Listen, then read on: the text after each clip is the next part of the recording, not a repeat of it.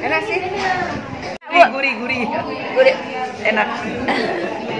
Lapar soalnya. Ada undang-undang baru, Undang-Undang Nomor 34 tahun 2017 itu tentang tata boga pangan. Materi ini dibawakan di manajemen produksi, tidak dibawakan di sini. Tapi intinya benar-benar kalau bikin frozen food atau daging atau susu atau ikan atau itu misalnya orang bikin susu kedelai itu nggak boleh lagi 30 matang ya. Yogurt juga.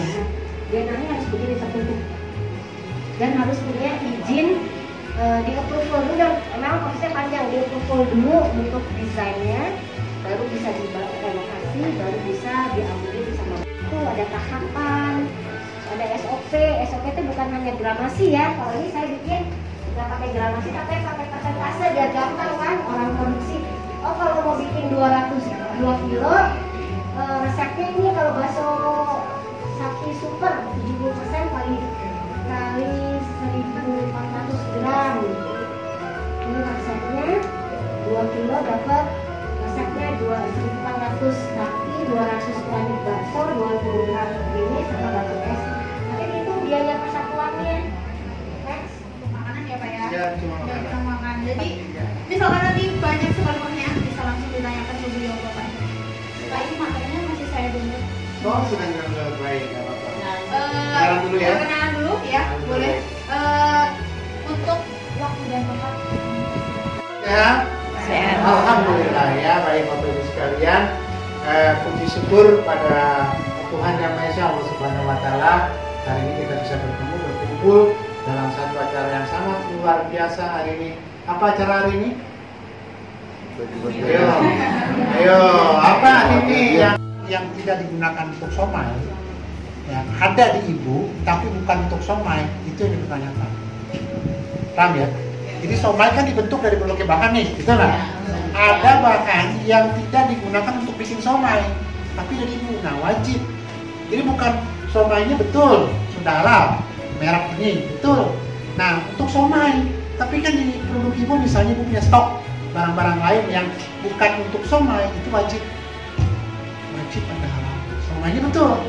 Saya bikin pempek, betul nggak? Pempeknya belum ada ini halal kan Jeffrey, ya wajib. Tahu dan bakso, tapi yang dihalalkan itu tahu baksonya. Nah jadi dia mengikuti tahap dari awal sampai akhirnya. Beda kalau di Malaysia dia itu halalnya itu dari bahannya. Kalau di sini dari hasil akhir. Jadi kalau di Malaysia dia menggunakan alkohol lebih dari 5% sebagai bahan ya, itu haram. Tapi di Indonesia hasil akhir. Jadi kalau dia menggunakan alkohol sekalipun 100%, tapi di hasil akhir cuma 0,001%, itu boleh. Soalnya ada beberapa makanan dan minuman yang memang contoh seperti durian itu kalau ada 0,0002 apa 3% kadar alkoholnya. Tapi karena dia tidak memabukkan, dia itu MUI nggak keluarin fatwa. Jadi di situ yang permasalahannya. Pertanyaan kedua tadi ya satu kok dia mau beralih ke frozen. Ketika didatangin dari MUI cuma pertanyakan satu, ada pengolahan tambahan nggak? Yang biasanya waktu awal bikin halal, misalnya cuma adonan dimasak, kurang tahu bikin somai ya, tapi dimasak gitu. Ketika di frozen, apakah ada bumbu tambahan, ada bahan tambahan? Kalau ada pengolahan tambahan, nah kalau ada itu masuknya pengembangan menu. Jadi bukan ibu bikin baru lagi. Ibu tinggal datang ke MUI pengembangan, itu biayanya jauh lebih murah dari yang awal ibu bikin. Tapi memang harus ngurus lagi, waktunya ada lagi. Jadi,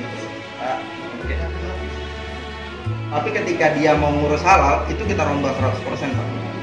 Oh benar-benar karyawannya yang jujur, biasanya mereka habis itu tahu lah bakar rokok. Kita omelin semua Pak, kita marah-marahin habis-habisan.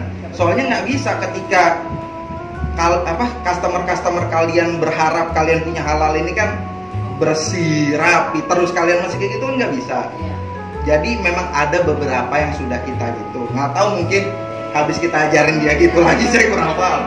Tapi mudah-mudahan enggak lah insyaallah. Nah, banyak Pak kasus pernah waktu itu ditutup cuman udah lama 3 tahun lalu. Kita mengurus di Bogor, tahu kecil dia bikin rumahan. Kita tanya, yang punya mana? Lagi di Polda, Pak. Kenapa? Formalin 60 kilo, Pak. Oh, ini kenapa pakai formalin ngurus halal kan? Nggak bakal bisa gitu loh. Enggak, Pak, kita mau ikut tender. Enggak, jangan pakai formalin. Akhirnya ditutup sama pemerintah. Jadi halal ini memang awalnya ini jujur kita ya orang Indonesia kita taunya ini proyek pemerintah lah. Tapi makin kesini infrastruktur kalau punya nggak mungkin begitu, Pak. Nah, lebih baik saran kita Bapak cari yang punya. Banyak banget restoran di Jakarta ini yang sama kita udah anjurkan, udah pindah aja. Bukannya kita mau matiin rezeki orang ya, tapi balik lagi, kalau ibu mau ngurus halal, customer ibu ini datang berharap halal. Kalau sampai ibu bohong sama customer ibu kan, ya ngapain juga ibu keluar duit bikin halal kan, mendingan gak usah sekalian. Yang apa? Yang RD apa? BPOM itu sama-sama halal Bu, jadi mementingkan pengolahan ibu. Apakah ibu mengolahnya benar, mengolah makanan ibu, beli bahannya betul. BPOM kan badan obat makanan, pengawasan obat makanan. Jadi lebih ke pengolahannya lah, bahan-bahan ibu. Kalau PIRT itu setahu aku untuk berdagang kalau nggak salah ya, untuk berjualan. Iya, untuk kan izin rumah tangga tuh. Itu lebih ke arah berdagangnya Bu.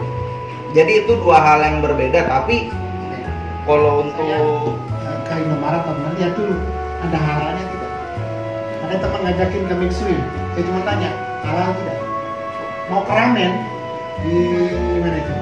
Kemarin tuh di Mall Anggrek. Lihat dulu nih, ada halalnya nggak? Ada halal, baru masuk, Bu ya. PIRT.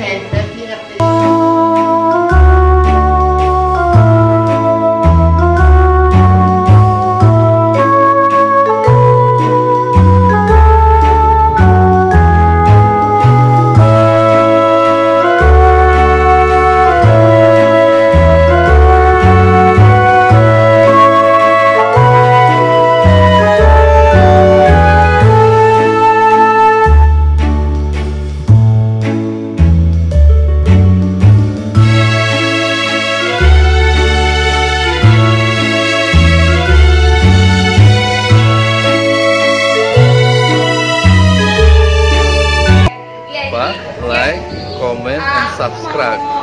Buat Di channel ini. Dari Amazing Frozen Food, sebetulnya kita tuh punya banyak banget produk dari frozen foodnya. Ini salah satunya itu chicken katsu, ibu dan bapak, salah satu bestseller kita. Jadi untuk frozen foodnya sendiri, hari ini aku akan buat apa namanya